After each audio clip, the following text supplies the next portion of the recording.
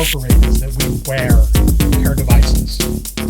Jacob, today I'm wearing my watch, my Apple Watch, for the first time since I bought it. I wore it for 2 days, put it back in the box. There were clearly issues with the watch that made it not so user-friendly.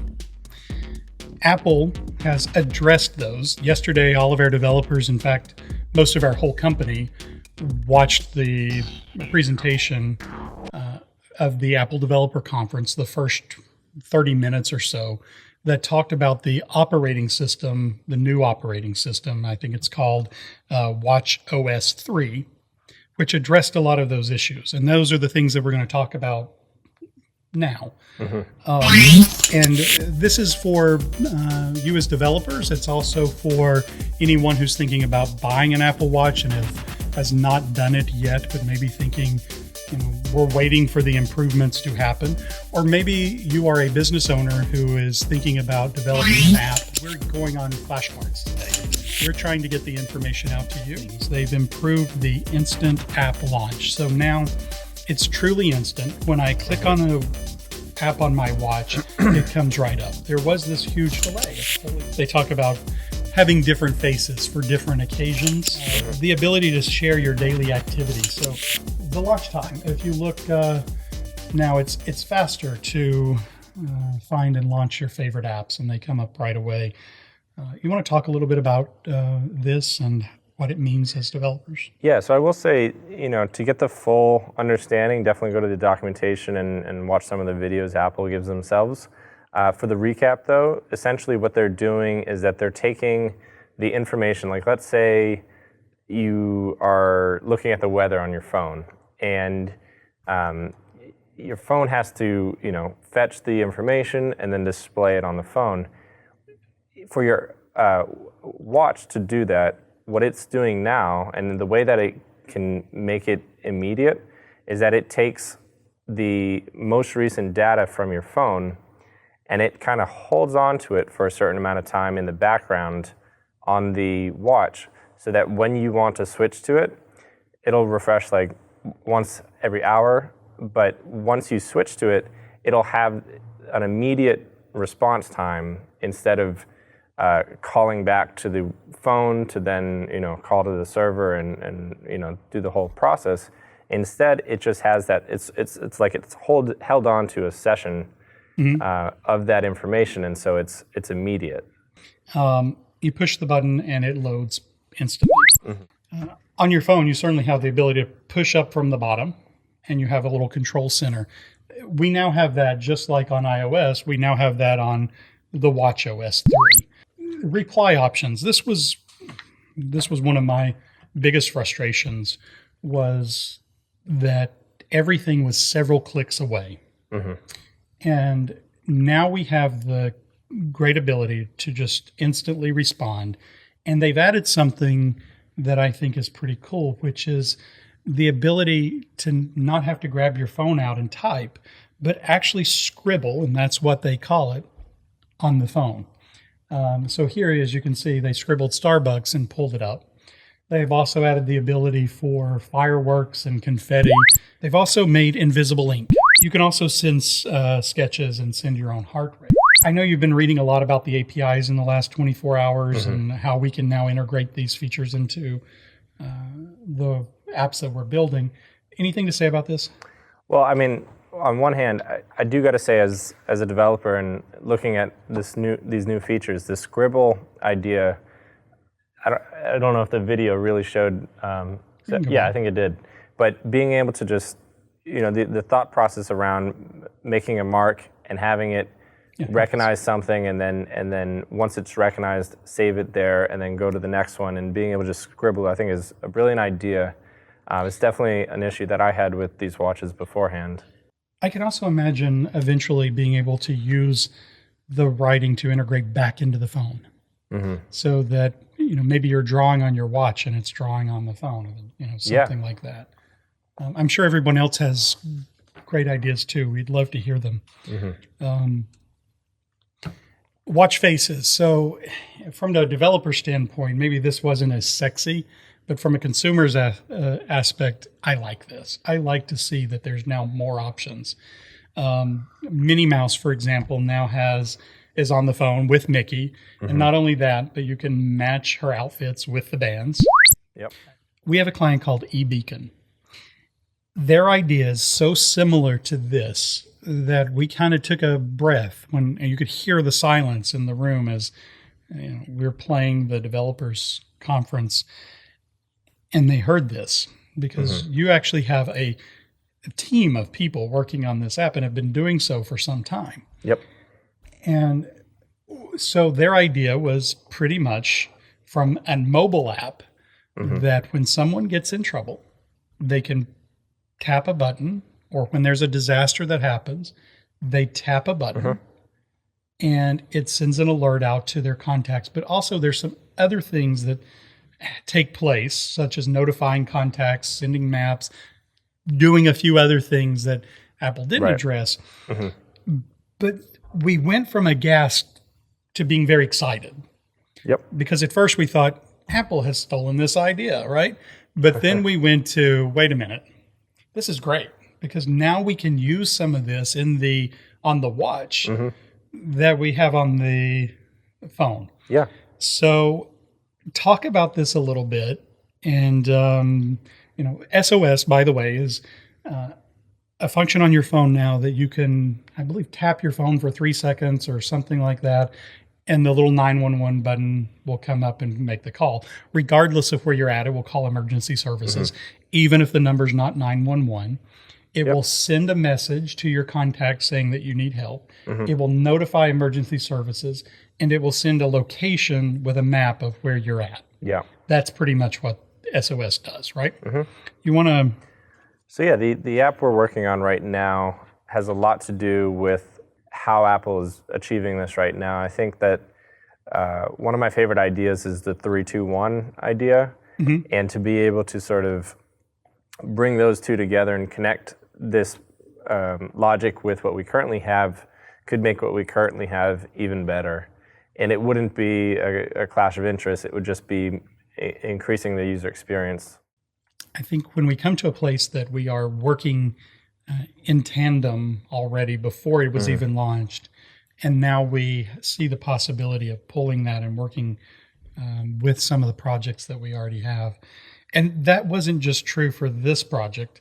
It was true for a number of projects that as we listened to some of these updates, we kind of went, and then we had to sink in and think that Apple is doing this so that we can use this for our clients. Right. They didn't just come out and say, we're going to make this great and be the only ones that use it. That wasn't what we got from this. Yeah, the great thing about Apple is that when they make something like this, they have documentation for developers to use what they have figured out. Right. And so it really allows, they were saying in the keynote that there are now over 2 million apps on the App Store. Wow. And so what is pretty incredible about that is that you look at the ones that Apple has built itself, like the developers for Apple, maybe a couple hundred or some, but we only really see maybe 20 or 30.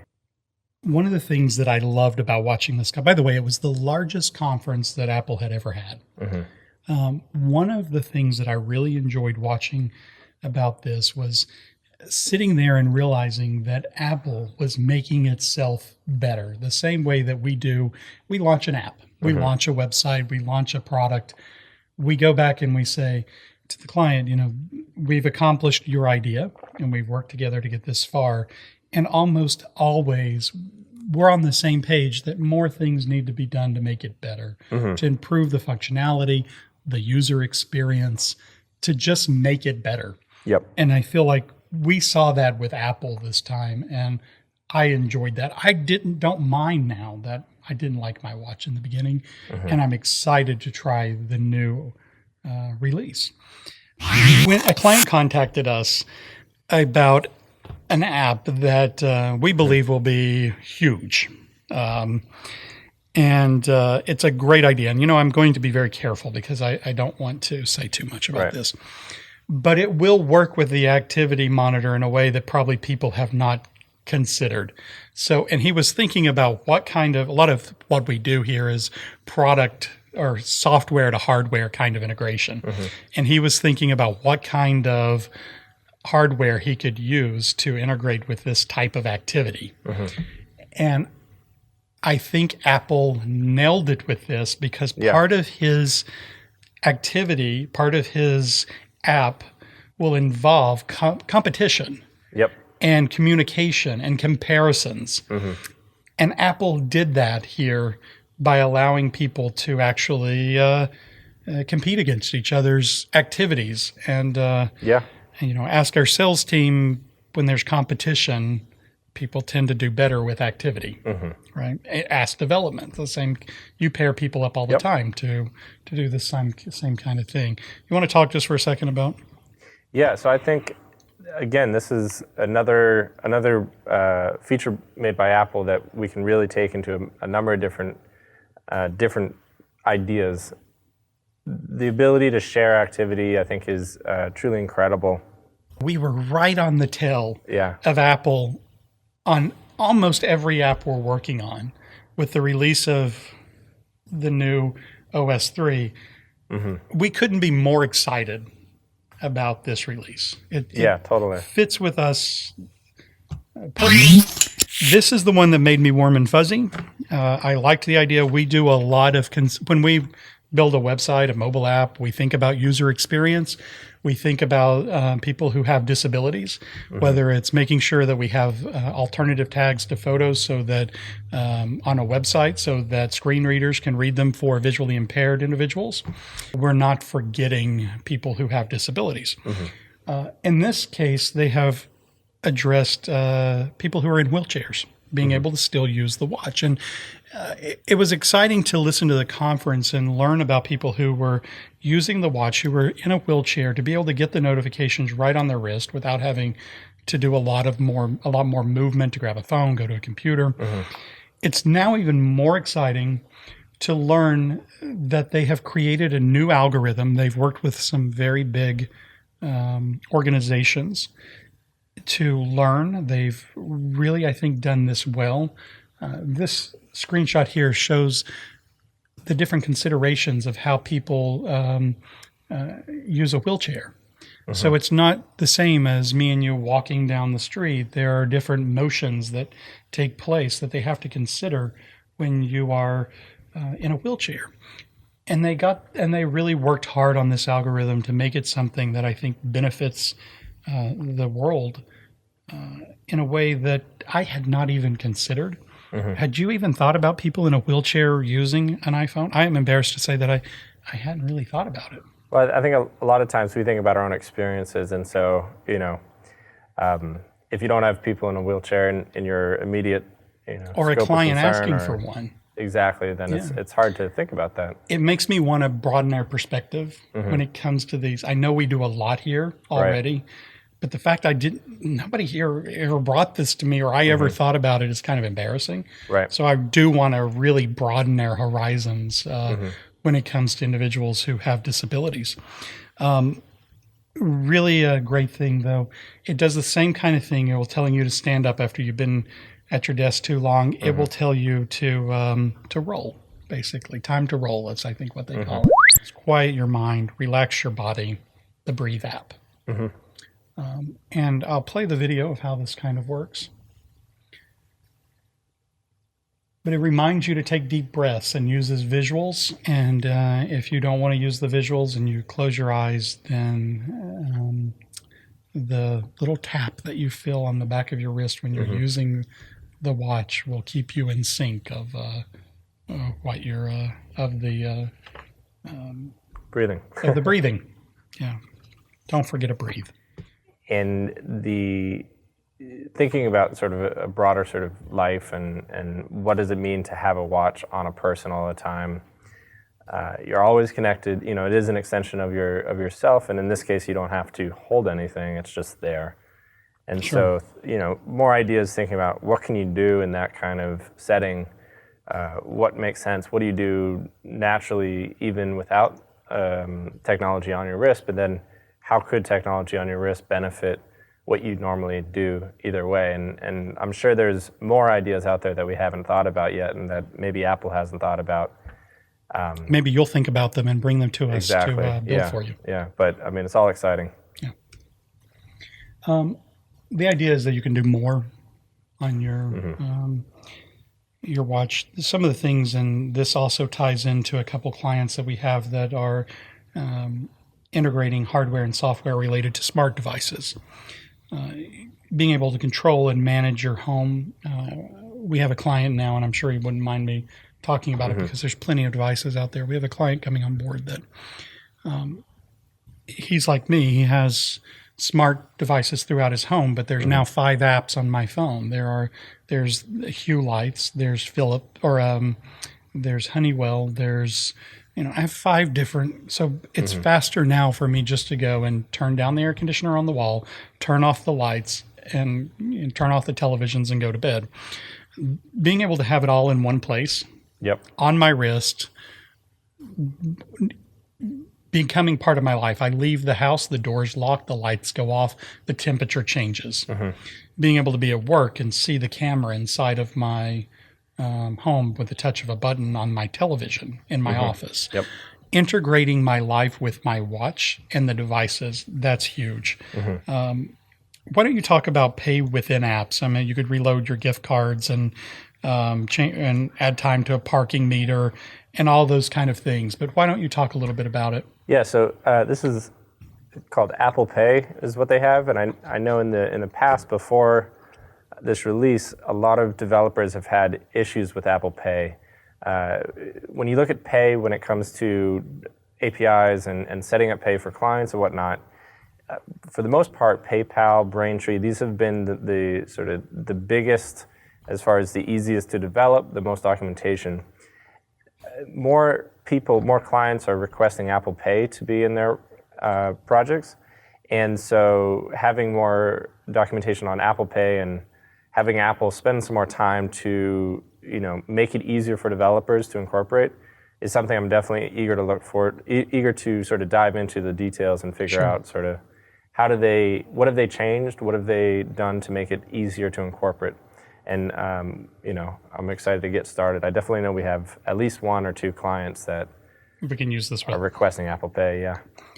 I love the next one. Unlock your Mac.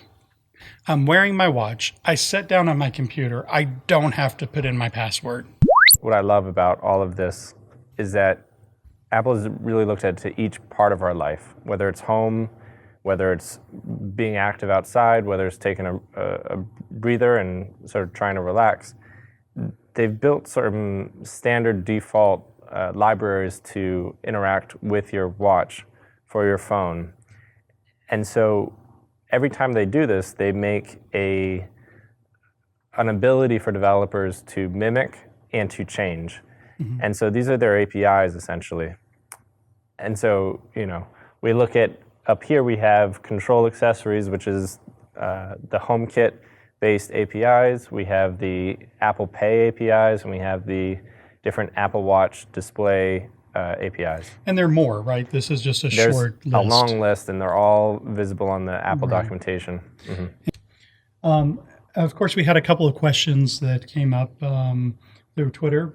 With if you want to just kind of address each one of these 2, I think that would be great. Sure. Okay. So it looks like Andre says, excited for the briefing. As a hybrid app developer, how may the new APIs or releases help me? And he says, I don't use Swift. So first of all, what's Swift? Yeah. So generally with developing for Apple products, you use either Swift or Objective-C.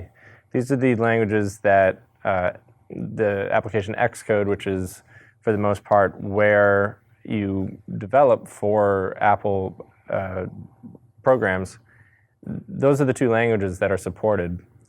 However, there are also hybrid options, meaning... What's a hybrid option? Meaning that, let's say you're a developer that knows JavaScript and a lot of sort of website languages, so Sure. HTML, CSS. So I'm a developer that has been working on websites for the last 5 years. Right. That's what Andre's talking about here. He's been, he doesn't know Swift because it's a language, another language to learn, and he's probably spent 5 years perfecting his web development skills. Yeah. So there is an in-between that allows him to still build these apps, and it's a hybrid kind of system. And his question is, if I don't write Swift, which is Apple's language, Right. and I'm using this hybrid in between system, will I be able to will I benefit from this new release? Right.